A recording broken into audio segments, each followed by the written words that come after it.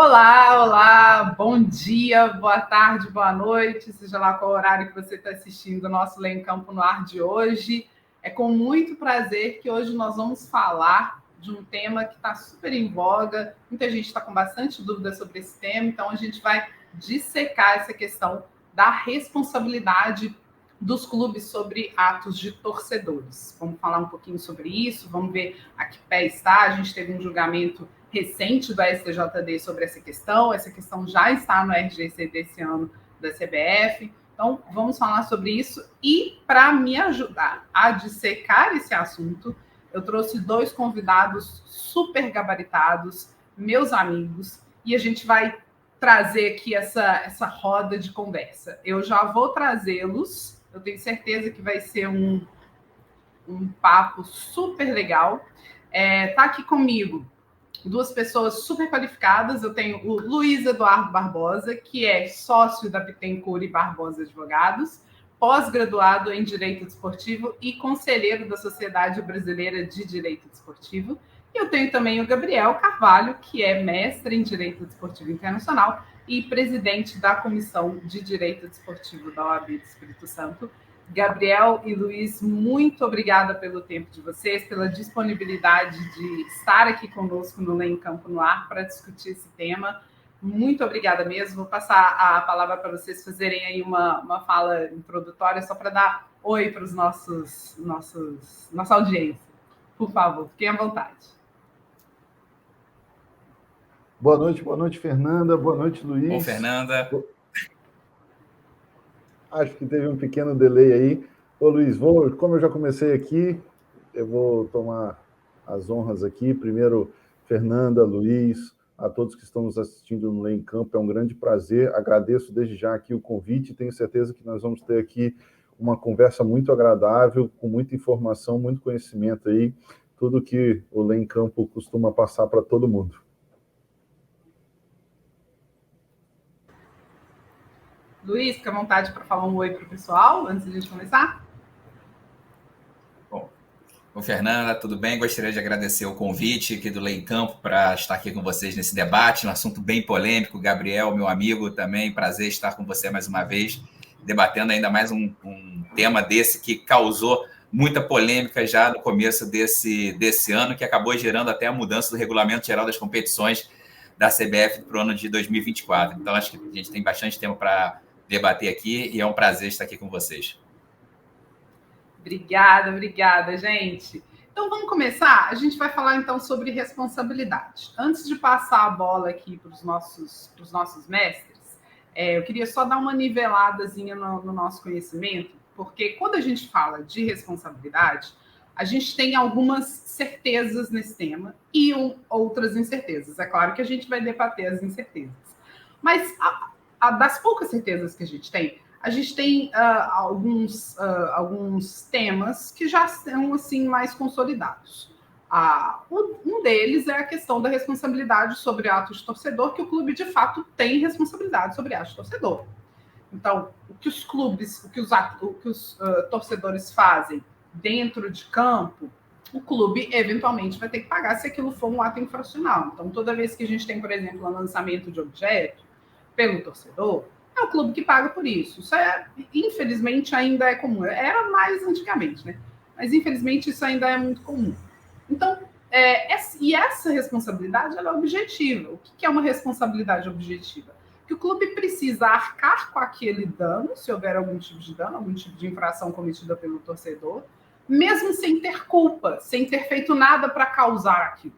Então, não é preciso que haja culpa para que o clube tenha que pagar por aquilo. Beleza, então eu tenho responsabilidade, eu sei que essa responsabilidade é objetiva, e eu sei que essa responsabilidade ela não está adstrita só dentro do estádio. Eu sei que fora do estádio também, no entorno do estádio. A gente tem isso já tinha na Lei Pelé e tem na Lei Geral do Esporte, que é de 2023 também, essa questão de responsabilidade que não está só dentro do estádio, mas também está fora, no entorno. A gente tem algumas decisões, inclusive do STJ, nesse sentido, de responsabilizar clubes sobre atos de torcedores fora do estádio, no entorno do estádio. Então, essas são algumas certezas. Aí a gente já entra na área das incertezas, que é isso que eu quero, sobre elas que eu quero ouvir dos nossos convidados aqui. Até onde vai essa responsabilidade? Ou seja, quando a gente fala de entorno, o que é o entorno? Até onde vai o entorno, afinal de contas? Muito se fala em 5 quilômetros,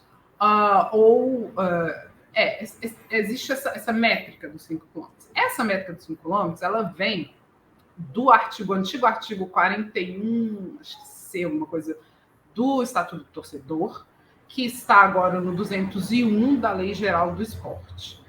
É o artigo que tipifica um crime, que é um crime contra a paz no esporte, se eu não me engano. Esse crime, isso é um crime, obviamente, é uma norma direcionada ao torcedor. Então, ele vai falar dessa métrica dos 5 quilômetros. Então, se provocar tumulto, brigas, é um crime, é uma norma dirigida ao torcedor e vai falar de 5 quilômetros. E aí eu gostaria de ouvir a opinião de vocês também, eu sinto que há um problema em usar essa métrica para outra situação que não seja a que aquela norma está prevendo. Então, eu tenho uma norma que prevê um crime, que está direcionado ao torcedor, eu pego essa métrica e uso para outra situação. Eu vejo um certo problema, né? Normas restritivas de direito, a gente precisa interpretá-las de forma restritiva também. Então, mas muito se fala, de fato, nessa métrica de 5 quilômetros. Recentemente, a gente teve um julgamento muito importante no STJD, na semana passada, né, se não me engano, que envolveu o esporte, que foi aquele caso do ataque ao ônibus da delegação do Fortaleza. Foi uma partida entre Fortaleza e Sport, válida pela Copa do Nordeste, em que uma torcida organizada do esporte atacou o ônibus da delegação do Fortaleza. Esse ataque aconteceu a 8 quilômetros do estádio. E nessa decisão recente da STJD, já no pleno da STJD, nós já tínhamos tido um julgamento na comissão e o pleno confirmou que, de fato, é responsabilidade do clube a garantia da segurança para além do entorno, para além desses 5 quilômetros que eu mencionei, porque isso aconteceu a 8 quilômetros. E aí, nesse julgamento, o STJD entendeu que seria responsabilidade dos clubes no deslocamento para a partida. Então, a gente está falando de aeroporto, hotel, estádio, hotel, aeroporto. Esse entendimento da STJD. Também tivemos uma inclusão, como o Luiz já também mencionou, no RGC, que foi divulgado já na sexta-feira agora, no dia 12 de abril, que inclui um artigo prevendo que há responsabilidade do clube no deslocamento para as partidas. Então, ele vai dizer que a conduta, que os clubes são, o artigo 79 do RGC, vai dizer que os clubes são responsáveis pelas condutas impróprias dos seus grupos de torcedores, incluindo atos praticados contra delegações de clubes e equipes de arbitragem em deslocamento para partidas. Então, a gente tem esse cenário. A gente tem o cenário de uma responsabilização dos clubes para bastante além do que a gente entendia até pouco tempo atrás como estádio e entorno. Não tinha uma definição muito de entorno, mas agora a gente tem uma condenação a 8 quilômetros, a gente tem o entendimento da STJD sobre essa questão de aeroporto, hotel, estádio. Aí vem o RGC falar de deslocamento, mas o RGC também não conceitua deslocamento. Então, enfim, a gente vai discutir isso aqui agora. É isso que a gente vai discutir. Essa introdução minha foi para dar um nivelamento para chegar exatamente aqui. A gente estende a responsabilidade dos clubes, e aí como é que fica? Como é que fica para os clubes, né? Como é que fica essa questão? Gabriel, por favor, quais são as suas primeiras impressões? Fernanda, você fez uma introdução perfeita, né? E o que a gente precisa entender aqui é qual é o limite da responsabilidade do clube, né? Onde começa a responsabilidade, aonde termina, até onde nós podemos exigir. Mas eu creio que a gente tem que voltar um pouquinho no tempo e entender o porquê que essas normas existem, né? Antigamente havia muita briga dentro dos estádios, e aí começou-se a discutir isso nos códigos antigos, né? Da punição interna, daqueles conflitos que aconteciam dentro dos estádios. Inclusive, a punição dos clubes demonstrou ser algo com um caráter pedagógico para avisar para o torcedor para que ele não fizesse mais aquilo. Talvez é por isso que nós tenhamos aí o 213 do Código Brasileiro de Justiça Desportiva, né? E também o artigo que já existia no Estatuto do Torcedor e agora praticamente replicado na nova Lei Geral do Desporto, ele fala em 5 quilômetros, né, no raio de 5 quilômetros do estádio. Por quê? Como parou com essa punição, como aconteceu essas brigas e havia punição interna no estádio, passou-se a ter briga fora. Então, é comum nós encontrarmos que nos dias dos jogos utilizavam-se a internet, ferramentas como o Facebook, por exemplo, em grupos de Facebook, veja o absurdo, para se marcar um conflito do lado de fora do estádio. Ou seja, vamos arrumar um jeito de burlar a legislação desportiva. E, com isso, criou-se essa lei, né, veio junto em 2003 no Estatuto do Torcedor, para que pudesse fazer esse impedimento. Então, ficou nessa época essa questão de 5 quilômetros no raio. Eu gosto sempre de lembrar também que a FIFA ela tem seu Estatuto de Segurança, e por se tratar de um sistema associativo, federativo, né, que se segue o entendimento da FIFA, se segue na Conmebol, depois passa-se para as confederações nacionais e depois para as federações estaduais. Então, todos têm que seguir o mesmo regramento. E a FIFA também entende dessa forma, que qualquer tipo de conflito interno ou externo, que é a questão, como você muito bem explicou, da responsabilidade objetiva, ou seja, independente se é a culpa ou não do clube, deve ser punida, para se evitar conflitos, porque a ideia do esporte é qual? A paz. O esporte não serve para ter um conflito.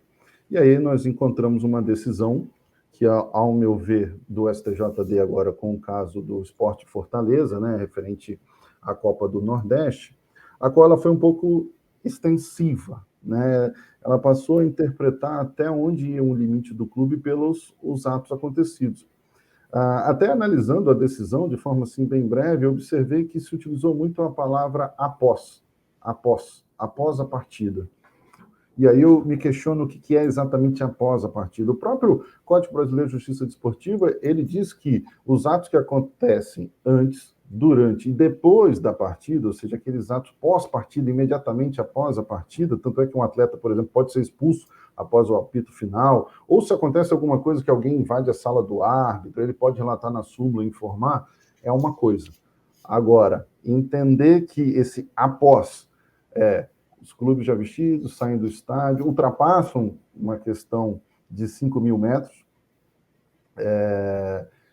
os clubes devem responder por isso. Até porque, até encerrando já a minha primeira manifestação aqui, eu creio que vai haver aí um choque entre uma competência que pertence ao poder público de oferecer a segurança, até porque a segurança que se trata da própria Lei Geral do Esporte, o antigo Estatuto do Torcedor, quem tem que ofertar a segurança, o dever da segurança, não é exatamente o clube tem que prezar por isso, tem que ter a polícia, tem que fazer todas as notícias, tem que instalar câmeras nos estádios para identificar quem está fazendo isso. Agora, fora dos estádios, como é que é possível fazer? Então, é importante se ter essa questão de que o poder público precisa atuar nessa questão da segurança. E até onde o clube ele é responsável pela segurança que está prevista em lei. Até mesmo dentro desses 5 mil metros, né, que a própria lei fala. Então, é importante a gente ter isso em mente para chegar nessa resposta. Qual é o limite da responsabilidade do clube, né, nesse caso? Perfeito, Gabriel, perfeito. Qual que é o limite? Você falou de uma várias coisas muito importantes, mas uma que eu queria destacar é justamente isso, assim, a questão é de segurança, me parece ser de segurança pública a um certo momento, para além desses 5 quilômetros, ou o tempo, né, assim, quando a gente fala o depois, quanto tempo é o depois, assim, o que é de segurança pública, o que é do clube, e como que, se a gente realmente quer chegar à segurança, como que a gente chega, constrói esse cerco de segurança do qual o clube e o poder público também precisam participar. Me parece ser algo que precisa ser conjunto, né? Mas, de fato, são decisões e questões do RGC que podem trazer uma certa segurança jurídica. Luiz, eu queria saber também a sua opinião sobre o que a gente está falando aqui, sobre a fala do Gabriel, essa questão da segurança pública. Qual que é a sua visão sobre isso? Bom, Fernanda, inicialmente eu gostaria de destacar que isso trata-se de uma questão de segurança pública, né? É uma questão de Estado. Nós temos hoje consegue trazer um mínimo de ataque a esses grupos que muitas vezes são caracterizados até como terroristas hoje por alguns tribunais, em razão de suas atitudes. Nós hoje temos que perceber o seguinte: o clube, hoje, pela Lei Geral do Esporte, ele tem uma série de responsabilidades. Quando a gente fala lá nos artigos 146 em diante, ali, que fala da relação de consumo, e chega ali, quando fala da segurança das arenas esportivas, a gente começa a ver que agora a responsabilidade do clube, ele vai além. Ele fala do transporte, da ida e vinda do espectador para o espetáculo. O clube tem responsabilidade com isso. No artigo 201, pega e fala dessa questão dos 5.000 quilômetros. A questão é que o que o STJD do futebol ele tomou como base? As medidas que estão sendo tomadas até esse momento não foram suficientes. E aí eles começaram a vislumbrar a possibilidade de que ocorresse a morte até mesmo de atletas, dirigentes ou membros de comissão técnica em razão desses ataques de torcidas organizadas. Nós tivemos os casos do Grêmio, casos do Santos, casos do Vasco e outros casos no ano passado. E o STJD viu, olha, se a gente não tomar uma providência agora, se os clubes não tomarem providências, a gente vai começar a ter uma série de problemas que vão acabar inviabilizando a realização de partidas no Brasil inteiro. Então, o que o STJD fez?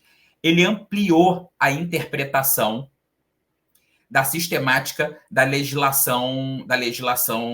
nova legislação, que é a Lei Geral do Esporte, a Lei 14.597 de 2023. E quando ele amplia essa interpretação, ele leva a aquela questão, o deslocamento da equipe na ida e vinda para o aeroporto ou para o hotel, antes e depois da partida, ela é de responsabilidade do clube. O problema todo aí é o seguinte: a responsabilidade desse poder de polícia não é do clube, é do Estado. O que o Estado faz, o que o clube faz? Ele intima o poder público e fala: olha, é necessário, vai haver um jogo no dia tal, eu preciso de segurança para o dia, a quantidade de segurança XYZ para aquele evento esportivo. O clube, a minha equipe vai sair do hotel X no horário tal e deve chegar no estádio no horário tal. A equipe adversária vai sair do hotel Y e vai chegar no estádio no horário tal. Eu preciso de uma escolta para isso. Em razão disso, em todo jogo é realizado um plano de ação em que participam os entes públicos, o clube e a federação.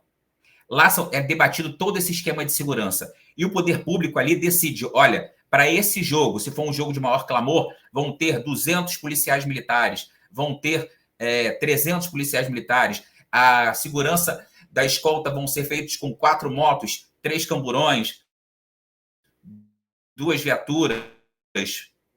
Ocorre que no dia do espetáculo desportivo, pode acontecer do poder público entender que, olha, de vez de 200 eu vou colocar 100 policiais, porque eu tenho que destacar os outros 100 policiais para uma outra área da cidade.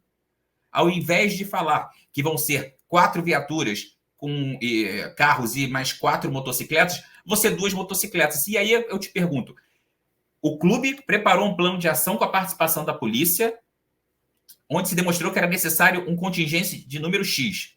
E esse contingente é reduzido. Ocorre um evento. Qual é a responsabilidade do clube na ocorrência daquele evento?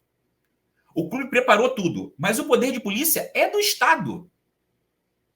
Então, como que o clube vai poder ter uma culpabilidade quando ocorrer um fato desse? Todos os clubes eles preparam um plano de ação para que esse tipo de situação não ocorra. Então, o que o STJD ele vislumbrou? Olha, o exemplo da Europa, na Inglaterra, por exemplo. eles proibiram, em razão daquelas brigas excessivas que havia com os hooligans lá na Inglaterra, em Londres, em todos os jogos da competição nacional, eles simplesmente tomaram uma decisão e baniram os times da Inglaterra durante 5 anos, salvo engano, das competições internacionais. E, em razão disso, vários planos de ação foram adotados para que a violência fosse estancada do estádio. A polícia, houve uma força-tarefa da polícia com a Federação Inglesa, e isso fez com que aqueles alambrados todos e vidros fossem retirados dos estádios e não houvesse mais nenhum obstáculo entre a torcida e o campo. Isso tudo foi uma evolução decorrente de todo esse processo e que gerou um grande prejuízo para a Inglaterra durante um período lá na Europa. E o que o STJD, a meu ver, está tentando fazer? Trazer essa responsabilidade ao clube aqui no Brasil para que, olha, a gente chegou no momento que, já que o poder público não está agindo do jeito certo, vocês têm que tomar algumas atitudes. E tomar as atitudes é o quê? É não haver mais aquela relação, muitas vezes promíscua, entre torcida organizada e clube, onde os clubes fornecem uma série de benesses a essas torcidas organizadas, para que, olha, se você não tomar atitude, você vai ser punido pelos atos dessa torcida. E foi justamente isso que ela fez no caso do Sport. Foi justamente isso. Ela simplesmente abriu o leque da interpretação, porque quando a gente olha aqui a nova Lei Geral do Esporte, que revogou o Estatuto do Torcedor, que previa toda essa criminalização em questões desportivas, você vê que a lei fala de espectador-relação de consumo. E não há relação de consumo da equipe adversária com a equipe mandante. Então, eles fizeram uma interpretação mais aberta, mais extensiva, para aplicar aqueles preceitos aos espectadores de relações de consumo a interpretação lançada ao CBJD. E aplicaram também o Código Disciplinar da FIFA. Eles estenderam o Código Disciplinar da FIFA, em que, salvo engano, o artigo 117, não me lembro muito bem, mas salvo engano é esse, que fala sobre a ampliação dessa responsabilidade do clube decorrente de grandes problemas causados pelas torcidas. Então, isso tudo gerou essa punição do Esporte Clube Recife, uma punição de 8 partidas, 80 mil de multa, e depois uma redução no pleno para 4 partidas e 80 mil reais. Então, quando a gente analisa todo esse arcabouço jurídico aqui, o que a gente vê? Uma ampliação da interpretação para que haja uma efetiva punibilidade daqueles clubes, a meu entender, que não tomam as devidas providências. E quando a gente lê a decisão proferida pelo STJD, a gente vê que o Esporte Clube Recife não teriam tomado, pelo menos, as medidas mínimas cabíveis para que pudessem ser evitados esses tipos de confronto. A interpretação problemática, a meu ver, é essa questão da distância. Porque, se não me engano, era mais de 7 quilômetros entre o local do evento desportivo. E havia escolta policial, havia toda uma questão de segurança. Então, a meu ver ali, o que o STJD quis demonstrar olha, a gente precisa solucionar esse problema. E aí a gente precisa dar uma solução, e a solução foi essa extensão. E, principalmente, parece que deu reflexo isso, porque o RGC novo, ele ampliou as possibilidades de imputação de responsabilidade ao clube. E uma questão muito interessante, Fernanda, que eu achei nesse RGC novo, diz respeito à responsabilidade agora também da federação quanto a essa segurança da equipe adversária no translado da partida. Se a gente pegar o artigo 6º do RGC, ele fala: compete às federações adotar as providências de ordem técnica e administrativa indispensáveis à logística e à segurança das partidas, inclusive previstas na Lei Geral do Esporte, submetendo prévia autorização do DCO, que é o Departamento de Competições, qualquer medidas excepcionais antes de sua adoção. E aí a gente vê também no inciso 5 que compete às federações fiscalizar o clube mandante para que providencie policiamento adequado e em quantitativo proporcional ao público espectador para a realização da partida, incluindo, mas não se limitando à contratação de segurança privada em consonância com as exigências previstas em legislação vigente. E aí, no inciso 12, a gente ainda vê isso. Atuar para que as escoltas policiais para acesso ao estádio dos clubes mandante e visitante ocorram dentro da normalidade dos prazos previstos e com a segurança necessária. Ou seja, agora, além dos clubes, as federações também podem vir a ser punidas por caso um fato desse venha a ocorrer novamente. E aí a gente pega esse parágrafo 6, ela gera uma série de responsabilidades para a federação. Então, eu acho que agora vai haver um controle muito maior, tanto dos clubes quanto das federações locais, quanto a responsabilidade nesse tipo de situação. E aí, quando a gente vai lá no capítulo 9 do RGC, no artigo 135, fala das sanções administrativas, aí que é um absurdo. A gente começa de multas pecuniárias administrativas que podem ser de até 500 mil reais. Então, você vê que é uma série de responsabilidades. Vedação de registro de atletas, perdas de pontos, suspensão, retenção de cotas, retirada de título, devolução de prêmio, uma série de outras responsabilidades. Então, o que a gente consegue perceber é o seguinte: hoje, a preocupação do meio desportivo, jurídico, dos tribunais temos que estancar a violência que existe no esporte. E se o poder público não está dando conta, e o poder judiciário, a polícia e o poder judiciário não estão dando conta, nós, como entes que somos administradores dos espetáculos, temos que tomar alguma medida para que não ocorra uma morte tanto de um torcedor ou quanto daquelas pessoas que participam do espetáculo. Perfeito, perfeito. É como se o STJD estivesse tomando para si algo que ele percebe que não está adiantando. Então, poxa, vamos colocar essa medida, porque a gente já tentou de tudo.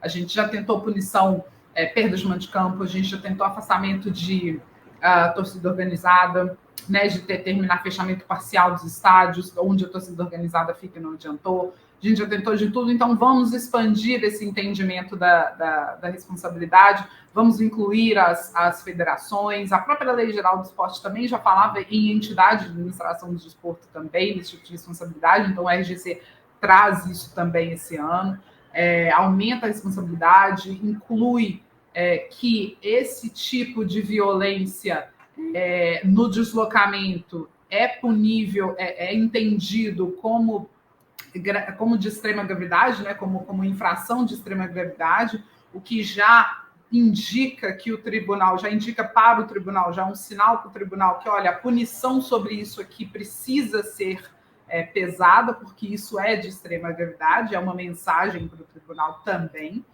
Então, é um cerco que vai se montando. O que a gente está discutindo aqui será que isso é cabível a gente entender essa ampliação da responsabilidade? E será que isso vai adiantar? Né? Será que esse é o caminho mesmo? Assim, aumentar essa responsabilização? Você falou bastante da questão do plano de ação, né? Então, os clubes atuam junto ao poder público, existe um plano de ação, então a polícia prevê uma quantidade de policiamento, e aí, quando chega na hora, se esse plano muda sem a vontade do clube, o clube vai pagar mesmo assim, porque afinal de contas a gente está falando de uma responsabilidade objetiva, né? Então, vai pagar mesmo assim, mesmo não tendo culpa, afinal de contas. Mas o que mais que o clube pode ter feito? Vamos supor que a gente está numa... É claro que a gente teve esse julgamento da STJD agora, e a gente vai... Eu imagino que, infelizmente, nós teremos casos similares, e aí a gente vai ver como o tribunal vai se comportar com esse entendimento dessa forma. Mas se a gente tiver o caso de um clube que consegue demonstrar para o tribunal que efetivamente tomou todas essas medidas, consegue provar, trazer provas documentais ao tribunal de que tomou todas as medidas razoavelmente cabíveis para evitar algum transtorno desse tipo, e ele acontece, a gente vai continuar punindo o clube. Bom, enfim, até quando vai esse tipo de punição, né? Gabriel, o Luiz falou dessa questão de relacionamento também com as torcidas organizadas, enfim. Queria que você falasse um pouquinho mais sobre isso também, quer dizer, será que essa medida ela pode forçar os clubes a cortar esse cordão umbilical de vez com torcidas organizadas, com algumas torcidas organizadas, pelo menos as torcidas organizadas que são historicamente mais violentas? E será que de fato isso resolveria o problema? Quer dizer, você, de novo, né, aquela mesma história, a gente vai ficar focado na punição ao CNPJ ao invés de punir o CPF? Será que esse é o caminho? Enfim, queria que você falasse um pouquinho sobre isso também. Eu creio o seguinte, eu acho que é uma terceirização de responsabilidade nesse caso. Nós estamos enfrentando um problema social. Isso é um problema social. A violência ela não está ligada ao esporte. A violência vem de outro lugar. Luiz citou o caso da Inglaterra, eu gosto de citar muito o caso da Alemanha, né? Hooligans não é um caso específico da Inglaterra, algumas pessoas associam só a Inglaterra, porque tiveram grandes tragédias. E aí eu sempre gosto de falar, fazer uma reflexão, a gente precisa esperar as tragédias acontecerem para agirmos, né? Isso é importante a gente ter isso. Mas na Alemanha, tivemos esses problemas, os clubes foram também punidos em vários momentos, torcidas afastadas, e se entendeu ali que era necessário fazer um trabalho vou dizer da base, né, desde o início da criação daquele cidadão. E aí eu cito muito o Fan Project, que é um trabalho que todos os clubes, inclusive, fazem. Os clubes participam, eles se integram com a sociedade mais carente, todas essas pessoas a fim de poder educá-las, sem contar que há um grande apoio do Estado, né, em poder dizer a violência ruim, em interpretar, identificar quem são essas pessoas que, de fato, parece que entram no estádio, vestem uma camisa, né? Inclusive, o esporte ele tem muito disso, de ter uma referência ao militarismo, por exemplo, é o fardamento do clube, é a bandeira, é o Os hino, guerreiros. os guerreiros. Uhum. Você tem isso faz parte. Então, o Fan Project, por exemplo, ele foi muito importante para identificar quem eram essas pessoas. Viram que eram jovens, e uma das coisas importantes foi afastar um certo preconceito de que eram pessoas que não tinham educação, que eram pessoas que viviam marginalizadas. Pelo contrário, eram pessoas de todas as classes sociais, que elas precisavam estar incluídas num grupo. E quando elas entravam numa torcida organizada, elas se sentiam num grupo. E, às vezes, é uma forma de se mostrar mais forte do que o outro, é entrar numa violência e ganhar ali na briga, o que não é o caso. Então, esse projeto tenta fazer isso, né? Eu acho que o Brasil poderia dar uma olhada nisso. Eu entendo que não adianta você pegar um projeto de fora, simplesmente colocar aqui e acha que isso vai ser a solução de todos os problemas. Não é assim que funciona. Mas talvez entender um pouquinho. Os clubes poderiam, talvez, trabalhar um pouco nisso, né? De criar projetos específicos para tentar evitar que aconteça. Eu vejo muitos clubes, a gente está falando de Série A, Série B, mas isso acontece de Série C, Série D, e às vezes não tem nenhum potencial econômico para poder fugir de uma problemática dessa. Como que ele vai se defender? Você fez uma pergunta muito interessante, Fernando. Quais são as medidas razoáveis? Só identificar aquele torcedor, por exemplo, né? E com relação à torcida organizada, eu gosto sempre de dizer, eu, por exemplo, não sou contra a existência de torcida organizada. Você olhar para uma torcida organizada e dizer que ela sempre será violenta, que ela sempre é objeto de cometer infrações, violências, assassinatos, seja lá o que for, é um preconceito. É um preconceito. Torcidas organizadas fazem peças lindíssimas. Estádio, exato, e para quem frequenta estádio sabe disso, percebe os cânticos, percebe a força, né? Ninguém quer violência, pelo contrário, ninguém está defendendo violência. Viajam, né? Torcida visitante, geralmente torcida visitante é a maior parte de torcida organizada. Exato, e se organizam para isso. De fato, é uma sociedade dentro de uma sociedade, né? Exato. E isso é importante ter, o esporte precisa de ter torcidas organizadas. Perfeito. Não precisa de ter pessoas que, de fato, cometem crimes. E aí é que está a grande diferença. É o que você falou, não é o CNPJ, é o CPF. Agora, como você vai encontrar essas medidas? O Luiz falou uma excelente, essa reunião com o batalhão da Polícia Militar, você vai com segurança do Estado, às vezes do município, traça todas essas situações, mas algumas coisas podem fugir do controle, como o Luiz citou, às vezes o dia mudou um pouco o contingente, e aí acredito que acontecia muito no Rio de Janeiro, que não tinha, por exemplo, jogos no Carnaval, no período do Carnaval, sábado de Carnaval, parou-se de ter, tinha, né, Luiz? Você pode até falar melhor do que eu, depois parou porque em razão do maior número de pessoas na cidade, era difícil de ter o policiamento específico para as partidas. E isso aconteceu, por exemplo, aqui no Espírito Santo, de onde eu estou falando, e eu creio que em outros estados também, onde tem essa questão do carnaval, se comemora com muita... de forma efusiva. Então, é importante a gente ter isso em mente, entender quem é o vilão realmente. E aí, o clube tem todas as ferramentas na sua mão para que o Estado possa terceirizar essa responsabilidade para ele. Será que ele consegue fazer realmente isso? Eu acho que essa é uma grande questão. E aí eu vou entrar na decisão do que a gente está conversando aqui do STJD.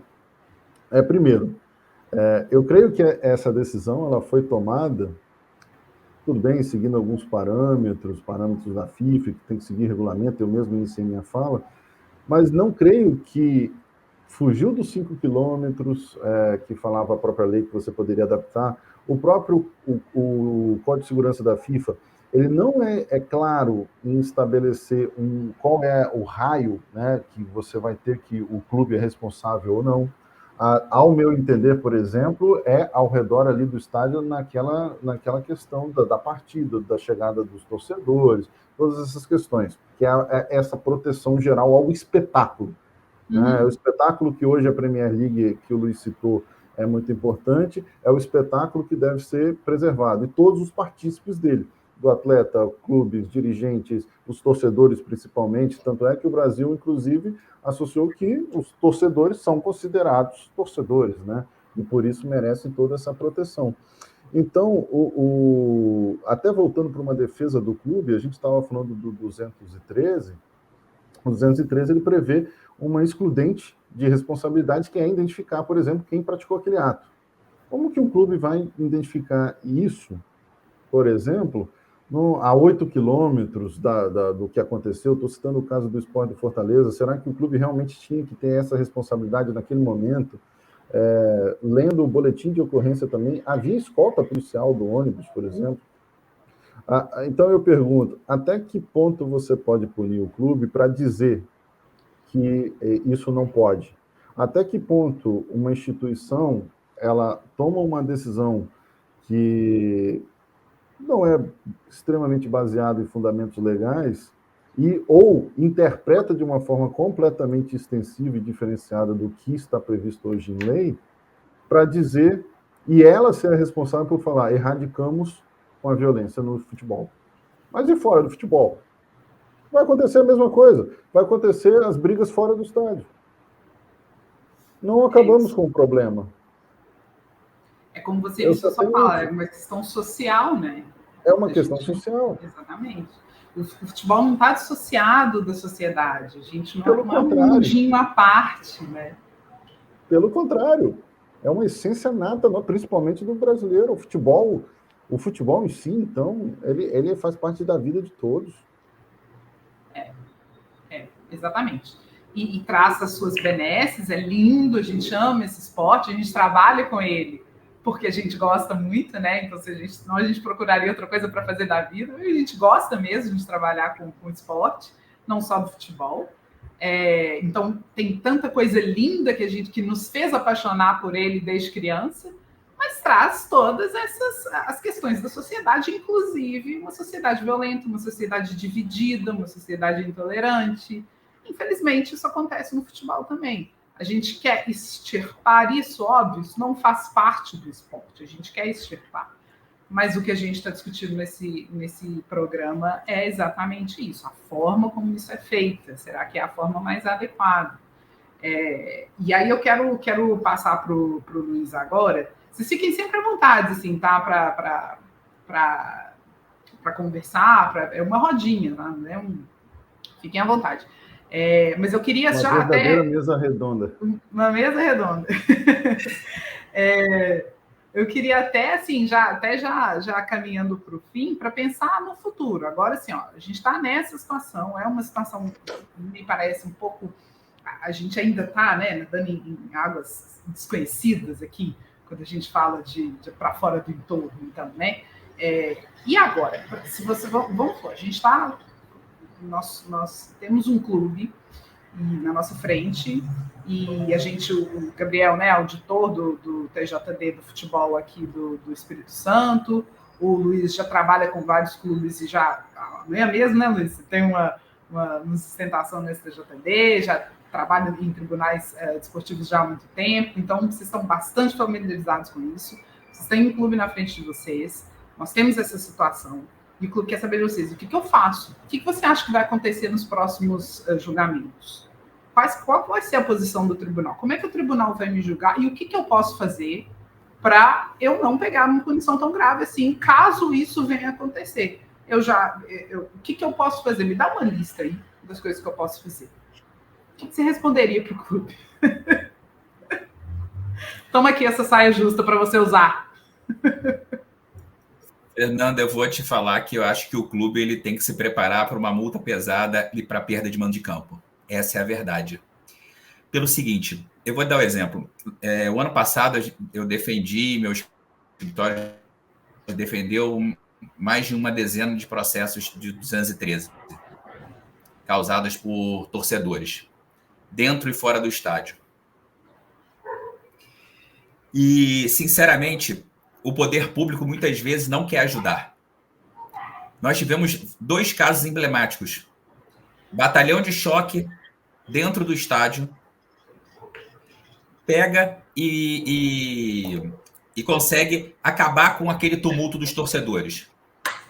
Os policiais, ao invés de pegarem aqueles pseudos torcedores e prender, simplesmente a polícia leva eles para fora do estádio. A partir do momento que a polícia joga eles para fora do estádio, como que o clube vai poder fazer a identificação daquele torcedor? E eu não estou falando de um local específico. Eu advogo para tribunais de justiça desportiva de vários estados do Brasil, para clubes. E aconteceu em 2 estados, em 3 estados, situações dessa, que a polícia jogou os torcedores para fora, e quando a gente foi questionar o batalhão de polícia, eles falaram, não, a gente queria jogar eles para fora para acabar com o tumulto mais rápido. Aí eu falei, mas por que vocês não prenderam? E muitas vezes a gente ouve falar, vai dar muito trabalho levar para a delegacia todo mundo. Alguns estados não têm delegacia especializada. E o que vai acontecer? Simplesmente o clube vai ser penalizado. Porque o STJD vai falar o seguinte, olha, a excludente do parágrafo 3º do 213 não é aplicável porque você não identificou os torcedores. Aí o que o clube, muitos clubes já tem? Monitoramento. Isso. Aí o clube faz o monitoramento. Ele pega aquela imagem e vai fazer um confronto com o seu banco de dados. Só que isso é impossível você, às vezes, fazer em uma semana, demora mais. E aí você consegue identificar, às vezes, em 48 horas, 20 pessoas envolvidas. Em 48 horas você consegue encontrar ali 5 nomes. E aí você informa para a polícia. Só que a polícia não dá andamento nessas investigações. Eu participei de julgamentos o ano passado, por exemplo, do Santos, do último jogo contra o Fortaleza, inclusive que gerou o rebaixamento do Santos. O Santos identificou torcedores. O inquérito policial está correndo até hoje, sem que haja um indiciamento daqueles torcedores já identificados, mais de 12. Grêmio, sou advogado do Grêmio, no STJD do futebol. Diversos torcedores identificados, tudo informado para a polícia. A polícia simplesmente não completou também, mais de quase um ano, não completou o inquérito policial. E aí você chega no tribunal e demonstra, olha, eu identifiquei essas pessoas aqui. Não, mas não é suficiente, porque você não é contemporâneo, às vezes, essa identificação. Vocês devem ver que a responsabilidade do clube, ela chega, às vezes, num limite que ela não consegue ser ultrapassada.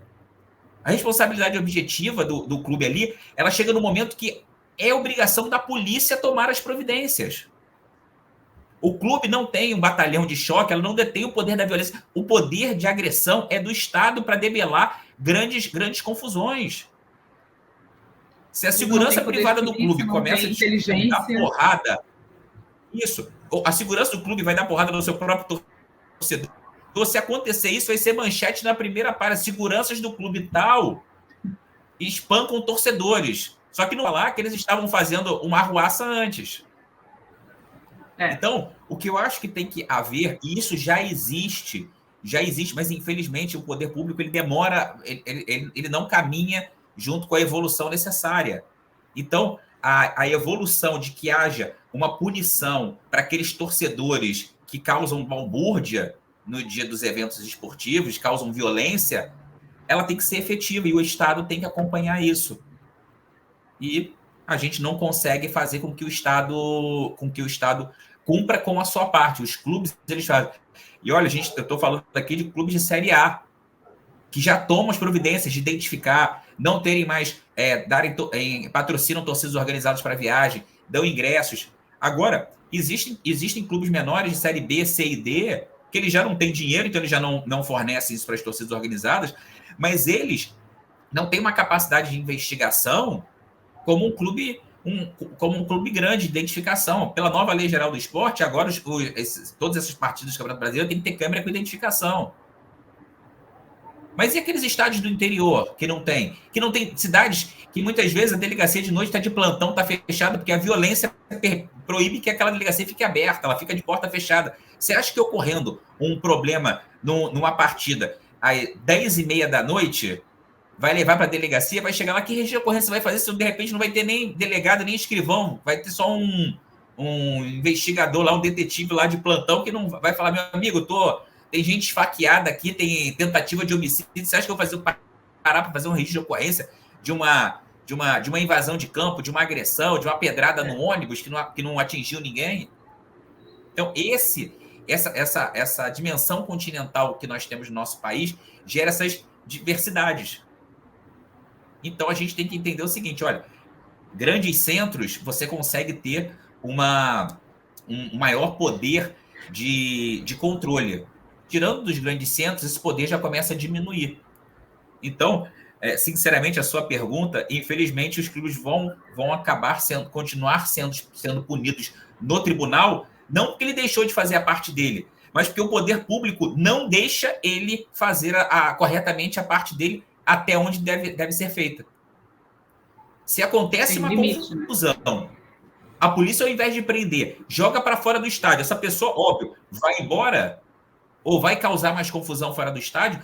Qual é a responsabilidade do clube?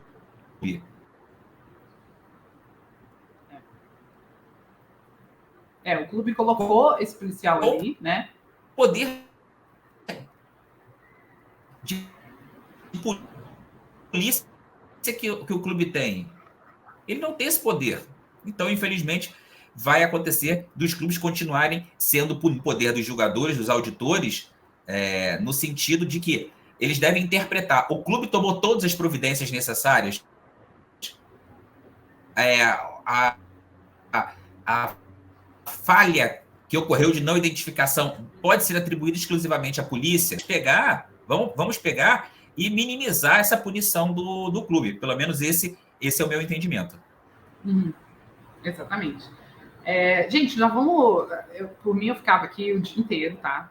Noite inteira, na verdade.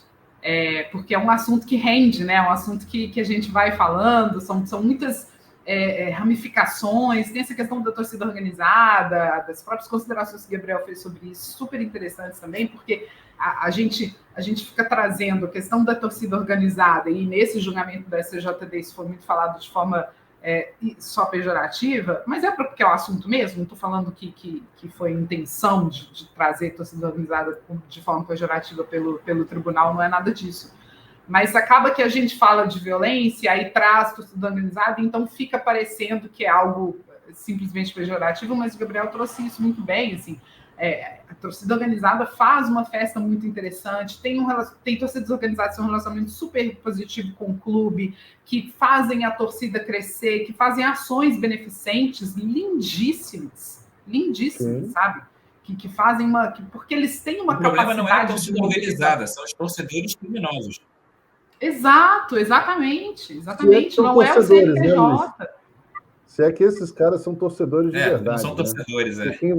Quem vai fazer isso... Exato. Assim, às vezes o clube assim, é um detalhe na vida da pessoa, né? A pessoa quer um grupo de pessoas para que ele faça uma algazarra. E aí, por causa dessa pessoa, por causa desse ânimo dessa pessoa, eu vou ir para o clube, né? Eu vou tirando mais dinheiro do clube, mais dinheiro, e aí, no final do ano, você tem um montante de que você pagou de multa absurdo por causa desse tipo de coisa, né? Vai juntando uns 50 mil daqui, uns 100 mil daqui, tá, uns 5, uns 10, tá, no final do ano você já tem aí 2, 3 meses de folha. É complicado. Fernanda, você tem mais do que isso, né? Pode falar, uma observação até que é feito, a multa máxima do artigo 213 é 100 mil reais.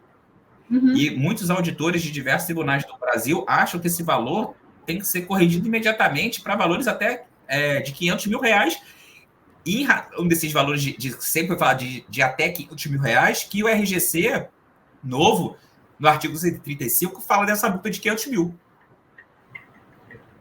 É muito dinheiro, desculpa. Assim, a gente fala do mercado de futebol, é realmente um mercado que traz valores altíssimos, a gente vê transferências altíssimas, tal, então a gente acha que é só... mas não é assim, quando a gente vê essas transferências altíssimas, com altíssimos valores, são as exceções. E mesmo os clubes com um plantel muito valorizado, clubes com a folha valorizada, assim, é uma dificuldade para o clube. É multa para cá, multa para cá. A gente está falando de CBF, da Federação, da Comebol, são várias coisas juntas. Isso é um baque para o caixa do clube, sabe? Não é uma questão fácil. E não só isso, né, Fernanda? Existem as punições que são as perdas do mando de campo, que são punições técnicas também. Não é só não ter a torcida ali, mas o clube sofre. Às vezes joga de portões fechados, às vezes tem que se movimentar para um outro lugar sem torcida, então também tem essa outra punição, que ela também é até financeira também, mas o impacto disso técnico é muito grande, inclusive para o campeonato, se você for olhar a competição em si, né? Então isso é uma coisa que precisa ser analisado. E eu sei que a gente já está com o tempo estourando aqui, mas só para poder falar um pouquinho aqui do que o Luiz disse, a gente tem que ter cuidado para não haver para o clube a necessidade e a cobrança da produção de uma prova diabólica. Acho que isso é muito importante, né? O que o clube pode, de fato, Explica o que é prova diabólica, por favor. Uma prova que é impossível de ser produzida, né? Exigir do clube que ele produza um elemento, que ele demonstre algo que não existe, algo que não é palpável. Algo prove que você não roubou. Como é que eu provo que eu não roubei? E ninguém viu, não há ninguém que viu, é sua palavra contra mim e fica com isso. Então, assim, a gente tem que tomar cuidado no tribunal para isso. Nós temos aqui duas pessoas que atuam no tribunal, um que está na figura de um julgador, de auditor, e o outro que é um advogado. E nós dois temos que ter esse equilíbrio também. Por exemplo, o que pode ser cobrado do clube, foi uma das suas perguntas, mas e o que não pode ser cobrado também? E é aquela grande questão do clube não ter certas ferramentas de se provar, né? Estamos falando de novo aqui sobre times da Série A, Série B, e os clubes que não têm dinheiro, como nós estamos citando. Como vai fazer essa produção de prova? O Luiz falou de cadastro. Vou citar os clubes do Espírito Santo, ninguém tem cadastro. Como faz isso aqui? Aqui a violência também. E um ponto muito importante que nessa minha atuação no direito esportivo, principalmente à frente da presidência da Comissão de Direito Esportivo aqui da OAB do Espírito Santo, é que eu percebi que o poder público ele tende a renegar um pouquinho alguns fatos que acontecem ligados ao esporte, por entender que isso não é importante. Só é importante quando há uma morte, quando há um acidente, mas isso é extremamente importante. Isso não é só jogo. Isso é o que você falou, Fernando, é a vida das pessoas. A vida das pessoas está ligada a isso.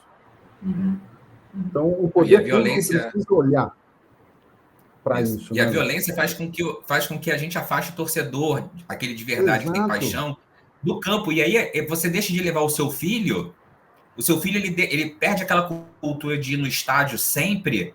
Quando ele cresce, ele vira adolescente, ele já não quer mais ir, não quer participar de uma torcida organizada porque tem medo da violência. Exato. Aí ele vira um adulto, ele tem um filho, e esse filho já não vai ter nenhuma interação esportiva com o emblema de um clube, aquela marca. E aí você faz com que você deixe de ter consumo, deixa de gerar receitas com aquele espetáculo. Então, o que o STJD também está tentando prevenir é o quê? É que não haja essa perda de interesse comercial no produto futebol. No espetáculo. Eles estão falando o seguinte, olha, prestem atenção, O problema aqui vai gerar uma consequência financeira futura muito grande e vocês não vão conseguir ter condições de manter o clube nas condições que tem hoje, manter o plantel que tem hoje. Isso é uma consequência. Então, tudo isso deve ser analisado em conjunto. Por isso que eu falo, o poder público, os clubes e as federações, as confederações têm que estar andando de mãos dadas com o poder público e exigindo deles providências para que esse tipo de situação não ocorra mais e demonstre, olha, se você não fizer isso, aquela cidade vai deixar de ter um espetáculo que gera receitas. Ali, quando você tem uma partida de futebol, você tem pessoas trabalhando dentro do estádio, você tem pessoas trabalhando no entorno do estádio, você tem pessoas movimentando um comércio em volta gigantesco, você tem estacionamentos, transporte público com mais pessoas. Então, você está gerando dinheiro para a economia e gerando impostos para o Estado. Então, o Estado tem que ver aquilo ali futebol, como algo que gera receita para ele. Então, se ele está maltratando esse produto, é que alguma coisa está errada. Então, tem que haver essa sinergia entre poder público, aí eu falo, segurança pública e poder judiciário, e o clube, federação e confederação trabalhando juntos para mostrar, olha só, eu estou fazendo isso, eu preciso que vocês façam aquilo e mais aquilo, porque senão nada do que eu estou fazendo vai dar jeito para a situação.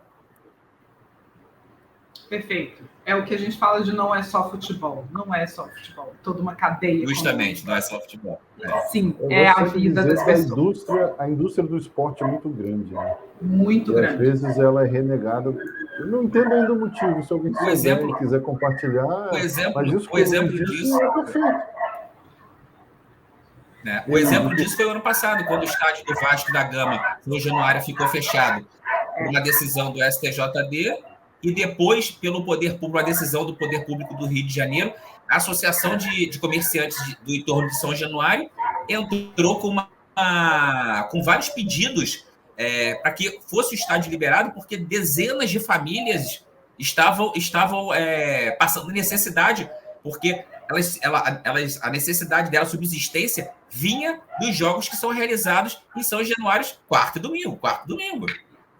Então, você vê que gera um problema social gigantesco. Com certeza. É a vida das pessoas, gente. O esporte não é só, sabe, aquela bola rolando, sabe? Não é muita coisa, é uma cadeia econômica. A gente está lidando com isso, a gente está falando disso. A gente está falando, quando a gente fala de responsabilidade dos clubes, eu não estou falando só do clube, eu não estou falando só dessas decisões que vão afetar só o clube, não, só afeta a cadeia. Né? O Gabriel trouxe bem, quando a gente fala de estádio fechado, de portas fechadas, é gente que não vai lá consumir, é gente que não está circulando na cidade. Ou quando eu levo esse jogo para mais de 100 quilômetros, 150 quilômetros do estádio, a logística de chegar até lá também, a intervenção na outra cidade, enfim, tem tanta coisa que permeia esse tipo de punição, quando a gente fala de responsabilidade do clube, que realmente, assim, não é um... a gente eu já sabia que a gente não ia esgotar aqui nesse programa, mas de fato, assim, é muito complexa essa questão, e é algo que a gente vai precisar ver, a gente vai precisar observar como o STJD vai se comportar a partir de então, para que a gente possa estudar as reações dos clubes, dos próprios torcedores, porque eu acho que a gente fala muito do papel da torcida organizada, eles precisam também fazer parte dessa discussão, né? A gente tem torcidas organizadas extremamente sérias que, de fato, não querem esse tipo de componente dentro do seu quadro, então eles devem fazer parte também desse conjunto de atores, né, que vão fazer com que a violência diminua, se Deus quiser, enfim, são problemas, são questões muito, muito complexas, de fato, e como eu falei, eu sabia que a gente não ia esgotar aqui, mas a certeza que eu tinha era que seria um debate interessantíssimo, e eu ganhei muito com isso aqui, eu aprendi demais, como eu falei, poderia ficar aqui muito tempo, mas eu vou encerrar por aqui esse nosso debate e deixar meu mais profundo agradecimento ao Gabriel e ao Luiz Eduardo pelo tempo de vocês e por dividir um pouco do vasto conhecimento que vocês têm, não só sobre essa matéria, mas sobre tudo que permeia o direito esportivo com a gente. Muito, muito obrigada mesmo. Vou passar um tempinho aí para vocês fazerem uso da palavra para despedir dos nossos espectadores aqui, mas deixar aí meu profundo agradecimento pelo tempo e por dividir esse conhecimento com a gente. Muito obrigada mesmo. Fernanda, eu quero agradecer, me sinto muito honrado de estar aqui com o convite, estar do lado do Luiz, do seu lado, para mim é muito importante. Eu acho que todos nós aprendemos alguma coisa aqui hoje, com certeza vamos levar para uma melhoria. Espero poder passar isso para os próximos também, para que a gente faça essa reflexão, que a gente discuta, que a gente trabalhe. Temos que falar, temos que tocar no assunto, né? Temos que mostrar que isso é uma problemática social e precisa ser tratada. Talvez devemos começar a pensar aí agora numa mudança do CBJD. A aplicação dessa nova regra, por exemplo, agora é permitida porque a CBF colocou em seus estatutos, e pelo próprio CBJD, aquele que não cumpriu o estatuto pode ser punido naqueles moldes. Então, talvez temos que pensar aí nessa mudança, até para que as coisas estejam dentro de um quadro da legalidade. E trabalhar aí com uma questão envolvendo punições um pouco mais severas para aqueles que cometem, também acabar com o sentimento de impunidade e que todos os players dessa situação, Estado, clube, ou o próprio torcedor, possam estar mais envolvidos para que queiram um ideal em comum, que eles queiram a paz no esporte, porque todos saem ganhando. Então, a gente precisa enfrentar esse problema, resolver esse problema. Não é fácil, mas tenho certeza que nós vamos conseguir, através da justiça desportiva, através da justiça criminal, comum, com a ajuda do poder público, com a ajuda de todos os envolvidos. O que não dá é para ficar terceirizando responsabilidade. Todos nós temos, todos os dias, fazer o nosso trabalho, fazer a nossa parte. Eu acho que a partir daí a gente já começa a fazer uma mudança. A mudança tem que vir de dentro. Vamos para os estádios, vamos torcer, vamos nos unir com as torcidas organizadas para isso, para torcer, para ter o melhor nosso, não para ir para uma guerra, não para querer dominar territórios. Nós precisamos ter o ideal, a paz esportiva que a própria justiça desportiva sempre busca. Então é isso que a gente espera aqui, encontra. Espero ter contribuído nesse debate. Obrigado a todos. E estou sempre à disposição do Lei em Campo, seu e Fernanda, sempre que quiser debater mais sobre esse assunto. O Luiz, que é um grande amigo, a gente sempre debate também vários temas, é sempre bom. Isso sempre agrega e faz a gente crescer e pensar no futuro sempre melhor. Obrigado. Obrigada, Gabriel. Fernanda, queria agradecer a você pelo convite, ao Lei em Campo, por essa oportunidade. Gabriel, meu amigo aqui, que conseguimos fazer um grande debate aqui sobre essa questão toda, sobre essa temática. Eu acho que nós devemos ter em breve uma outra rediscussão sobre esse tema perante o STJD do futebol, porque, com certeza, infelizmente, esse fato pode vir a se repetir. A gente tem visto que fatos essa prática, e infelizmente espero que, se ocorrer, a gente vai ter uma reanálise da questão. Se voltar a ocorrer esse tipo de violência, o STJD vai ter que reanalisar a questão. E como a gente vai ter agora uma nova legislatura talvez a gente tenha uma nova interpretação quanto à responsabilidade do clube, porque em julho agora de 2024, novos auditores do STJD vão tomar posse, então talvez tenhamos até uma ampliação da responsabilidade ou uma adequação da responsabilidade dos clubes quanto a essa matéria. Então eu vejo que a gente tem um bom tempo ainda de debate a ser maturado em relação a essa questão da responsabilidade objetiva, até qual é o limite que a gente tem de responsabilidade efetiva do clube. Esses 5 quilômetros, eles vão ser mais, é o trajeto, está no trajeto, é só o trajeto de vinda, qual é a abrangência desse período todo.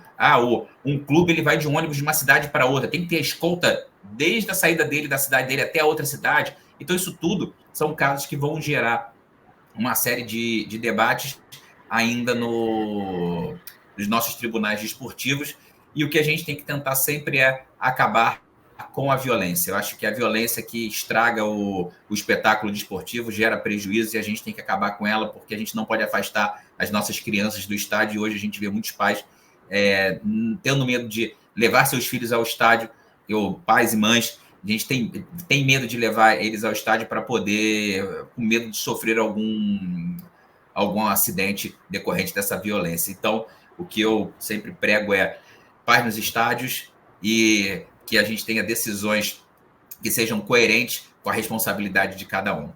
Grande abraço. Perfeito, muito obrigada, Luísa. Perfeitas colocações de vocês dois, assim, eu vou dormir com um turbilhão aqui de ideias, de provocações que a gente fez aqui durante esse episódio. E, de fato, assim, cada um tem que fazer a sua parte, e a gente discutindo, a gente está fazendo um pouco a nossa parte também, discutindo esse assunto.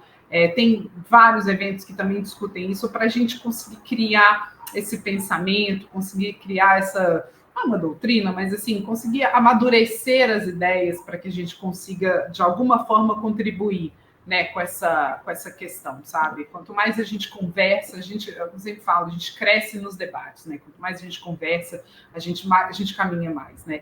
Então, tomara que a gente consiga ter mais oportunidades de discutir esse e outros assuntos. Reitero aqui meus agradecimentos pelo tempo de vocês e por dividir o conhecimento de vocês. Muito obrigada para quem ficou com a gente nesse tempo todo aí, nesse debate. Se você gostou, dá uma comentada aqui, vamos discutir isso juntos também. Manda seu comentário, manda sua pergunta, compartilha essa discussão com mais alguém que você acha que vai gostar e participa da discussão com a gente, tá bom? Muito obrigada, um abraço e até o próximo Lencampo.